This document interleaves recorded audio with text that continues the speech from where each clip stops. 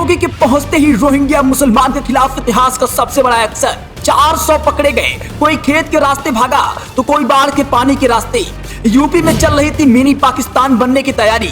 योगी को जैसे हुई खबर, आधी रात 2 बजे योगी के एसटीएफ ने चारों तरफ से घेरा और दबोच लिया। कोई समुद्र के रास्ते आया था भारत, तो कोई नदी पार कर नेपाल से मारा था एंट्री। बेटियों की शादी करवाकर भारत की नागरिकता लेने की थी प्लानिंग, सब पर फिर गया पानी।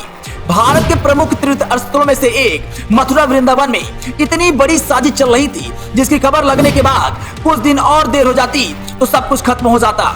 अगर हम कहें कि मथुरा को मिनी पाकिस्तान बनाने के लिए 1000 से ज्यादा रोहिंग्या को यूपी भेजा गया था, तो शायद आपको भरोसा ना हो। लेकिन अब जो आप देखने जा रहे हैं, उससे आप हमारी बातों पर यकीन करने पर विवश हो जाएंगे।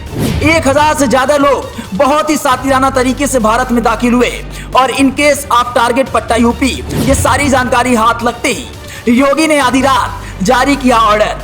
फिर आधी रात को इन सारे लोगों को घेर लिया गया। यूपी एटीएस और यूपी पुलिस ने मिलकर गोपनीय तरीके से अभियान चलाया, जिसमें पूरे यूपी से 400 रोहिंग्यों को दबोचा गया। गिरफ्तार रोहिंग्यों में महिला और बच्चे भी शामिल हैं, जो अवैध रूप से बांग्लादेश के बॉर्डर क्रॉस कर भारत आए थे और यहाँ पर झोपड़ी उन्होंने बसाया था। अलीगढ़, गाजियाबाद, अग्रम, मथुरा, हापुड़, सहारनपुर, इन 6 जिलों में ये कार्रवाई हुई। सभी जिलों में पकड़े गए रोहिंग्यों से पूछताछ की जा रही है। उनके दस्तावेज खंगाले जा रहे हैं। जिनके पास किसी तरह के वैध दस्तावेज नहीं मिले, उन्हें पुलिस ने विदेशी अधिनियम के तहत गिरफ्तार कर लिया और इनके खिलाफ मुकदमा दर्ज कर लिया। अब आपको बताते हैं कौन है रोहिंग्या और कैसे भारत के लिए बड़ा खतरा। रोहिंग्या इस्लाम को मानते हैं और म्यांमार के रखाइन प्रांत से आते हैं। लगातार आपराधिक मामलों में शामिल होने की वजह से 1982 में वार ऑफ द बाहुल देश म्यांमार ने रोहिंग्यों की नागरिकता छीन ली। इससे उन्हें शिक्षा, सरकारी नौकरी समेत कई अधिकारों से अलग कर दिया।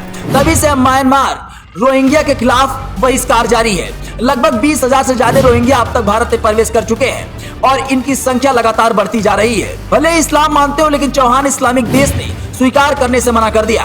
भाईचारे का गुण रखने वाले खाड़ी देशों में जब पैठ नहीं मिली, तो उन्होंने भारत की लाचार कानून व्यवस्था और राजनीतिक पार्टियों का फायदा उठाते हुए इन्होंने भारत में घुसपैठ करना शुरू किया। वोट के फायदे के लिए कई रोहिंग्यों के राशन कार्ड और आधार कार्ड तक बनवा दिए गए, जिससे अवैध रूप से रह रहे थे। कई रोहिंग्यों की पहचान मुश्किल हो गई। बॉर्डर सिक्योरिटी फोर्स यानी BSF के DG के शर्मा ने बताया कि 2018 में बताया गया कि देश में अवैध रूप से रोहिंग्यों की बड़ी संख्या में आना सुरक्षा के लिए खतरा है। और हाँ, रोहिंग्या के आतंकी संगठनों से लिंक की संभावना को खारिज नहीं किया जा सकता।